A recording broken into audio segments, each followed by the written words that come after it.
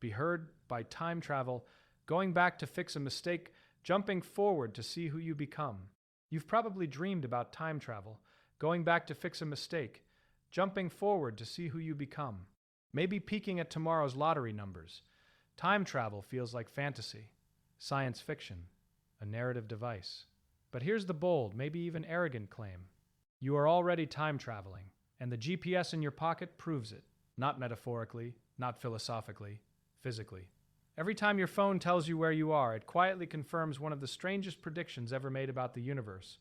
A prediction from a patent clerk in 1905, named Albert Einstein. And if Einstein is right, and GPS says he is, then time is not universal. It's not a cosmic metronome ticking the same for everyone. Time bends. Time stretches. Time flows differently depending on how fast you move and how close you are to gravity. Which means some clocks are literally in the future compared to others. Let's slow down and ask the real question. How can a phone in your hand prove that time travel is real? First, we need to confront a deeply uncomfortable truth. You think time is obvious. Seconds pass. Your coffee cools. You age. The universe moves forward. But have you ever seen time itself? Or have you only seen change? Ice melts. Leaves fall. Your phone battery drains. These are processes, transformations, rearrangements of atoms. Physics, at its deepest level, doesn't talk about time flowing. It talks about states of matter changing according to laws. And here's the shocker. Most fundamental laws of physics don't care about direction.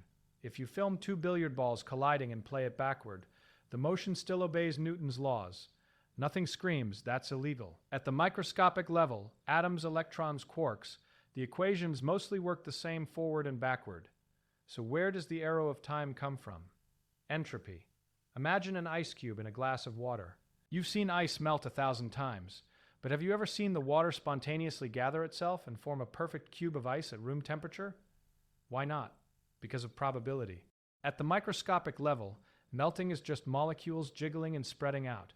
There are vastly more ways for molecules to be disordered than ordered. A neat cube is special. A puddle is generic. So time, as you experience it, is really a story about probability. The universe moves from less probable states to more probable ones, from order to disorder. That's the arrow of time. But here's the twist. Entropy explains why you can't rewind your coffee. It does not explain why time itself ticks at different rates in different places. For that, we need relativity. Meet the satellites of the Global Positioning System. There are about 30 of them orbiting Earth at roughly 20,000 kilometers above your head. Each one carries an atomic clock so precise it would lose less than a second in millions of years. Your phone calculates your position by measuring how long signals take to travel from those satellites to you. And here's the crucial part. If those satellite clocks ticked at the same rate as clocks on Earth, GPS would fail within minutes. Why? Because of two effects predicted by Einstein's relativity. First, special relativity. If you move very fast, time slows down for you relative to someone standing still. The satellites are moving at about 14,000 kilometers per hour. That's not light speed, but it's fast enough. From our perspective on Earth, their clocks tick slightly slower because of their speed. This is not science fiction. It's a measurable, calculable effect. Second, general relativity. Gravity bends space-time. The stronger the gravity, the slower time passes. Imagine space-time as a stretched rubber sheet. Put a heavy bowling ball in the middle. It curves the sheet. Earth is that bowling ball. Down here on the surface, you're deeper in Earth's gravitational well. Up in orbit, satellites are slightly higher, slightly less deep in the well. And here's the mind bender. Clocks higher up in weaker gravity tick faster. So we have two competing effects. Speed makes satellite clocks run slower. Weaker gravity makes them run faster. When you do the math, gravity wins. Satellite clocks tick about 38 microseconds per day faster than clocks on Earth. 38 microseconds, that sounds tiny. Who cares? But light travels about 300 meters in a single microsecond. If we didn't correct for this difference, GPS errors would accumulate at about 10 kilometers per day. Your map would drift. Your location would be nonsense. So engineers literally program Einstein's equations into the satellites. Every day, your phone quietly confirms. Time flows differently up there.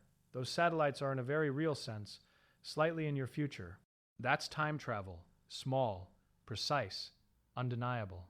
Now, let's zoom in. At the microscopic level, what does it mean for time to slow down? Does a satellite feel time differently? No. And this is the subtle beauty. From the satellite's perspective, its clock ticks normally, its atoms vibrate normally, everything feels fine. From your perspective, it's the one that's off. This is the relativity of time. There is no universal cosmic clock. There is only space-time, a four-dimensional fabric where space and time are woven together. And motion through space affects motion through time. Here's an analogy. Imagine you're walking north at a fixed speed. That's all you can do. Move north. Now imagine someone tilts the map. Suddenly, part of your motion north becomes motion east. In relativity, everything moves through space-time at the same speed, the speed of light. If you move faster through space, you must move slower through time. It's like you're redistributing your motion budget. Satellites move a little more through space, so they move a little less through time. But gravity complicates this map. It curves space-time itself. Closer to Earth, your path through time is slightly compressed. Higher up, it stretches. Time is not a river flowing uniformly. It's terrain. Now let's confront the fantasy. If satellites can time travel 38 microseconds per day, why can't you jump 30 years into the future? Well, in a sense you can. If you got into a spaceship and traveled close to the speed of light, then came back, less time would pass for you than for everyone on Earth. This is the famous twin paradox. One twin leaves, one stays, the traveling twin returns younger. That's forward time travel. Physically allowed. But backward, that's where physics gets suspicious. Remember entropy, melting ice, shuffled decks of cards, gas spreading in a box. There is exactly one way for a deck to be perfectly ordered. There are astronomically many ways for it to be shuffled. When you shuffle, you move from a special state to a generic one. Going backward would mean every molecule in your body, every photon in the room, spontaneously coordinating to reverse all interactions. Could the microscopic laws allow it? In principle, yes.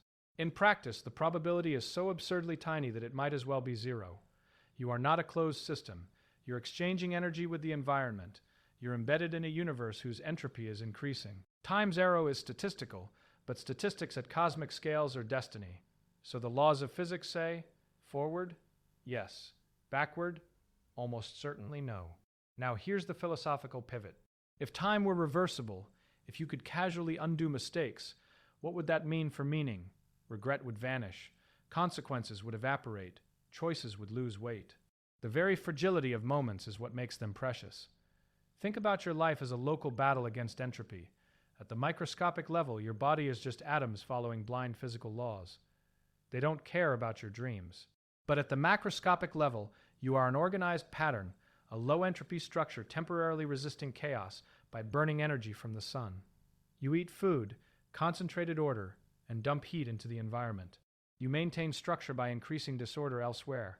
Life is not against the second law of thermodynamics. It is because of it. The flow of energy from the hot sun to cold space creates gradients. Gradients allow complexity. Complexity allows you. You are a temporary eddy in a cosmic river of entropy, and in that eddy you experience time. You remember the past because it was lower entropy. You cannot remember the future because it hasn't happened, because it would require information that doesn't yet exist in your local state. The asymmetry of memory is the asymmetry of entropy. Now think about GPS again. Every time you open a map, you're relying on the fact that time is flexible, but lawful, not chaotic, not arbitrary. The same equations that predict black holes and cosmic expansion also guide you to a coffee shop. That's astonishing. The universe is not obligated to be understandable.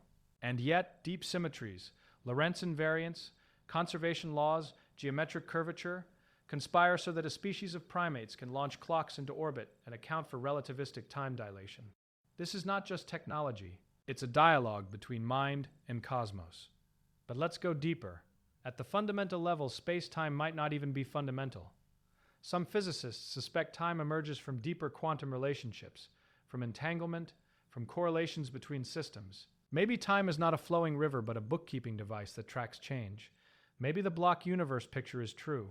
Past, present, and future all coexist in a four-dimensional structure, and your consciousness simply moves along a world line. If that's true, then the future already exists, not in a mystical sense, but geometrically.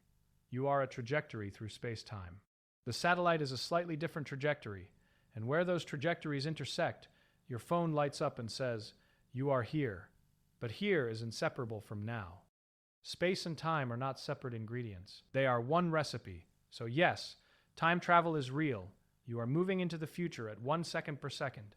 Satellites move at 1 second per second, but along slightly different paths, accumulating different durations.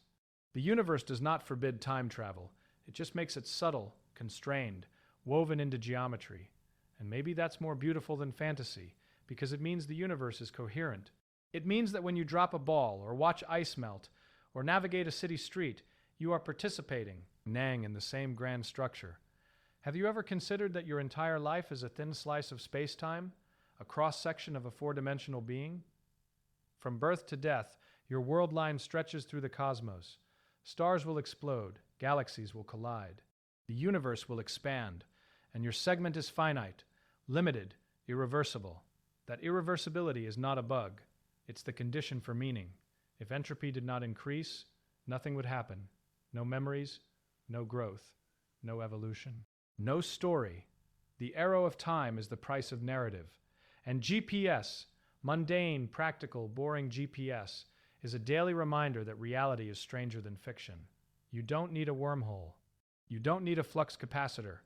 You need atomic clocks, curved space-time, and equations scribbled by Einstein more than a century ago. And here you are, holding proof in your hand. So the next time your map recalculates, pause. Think about the satellites overhead, drifting slightly ahead in time. Think about the atoms in your body, dancing to symmetric laws that don't prefer past or future. Think about entropy, quietly steering the cosmic story from order to disorder. And ask yourself, in a universe where time is flexible, where you are a temporary structure resisting chaos, where every second is unrepeatable, what will you do with your irreversible slice of space-time? Because you are time traveling, the question is not whether it's possible. The question is whether you're paying attention. So let me leave you with this. If the laws of physics allow tiny real-time travel, and if the arrow of time gives your choices weight, does that make you feel smaller in the cosmos, or unbelievably lucky to exist at all? Tell me what you think. And the next time your phone says, "You have arrived," remember, you always are. Just slightly deeper into the future than you've ever been before.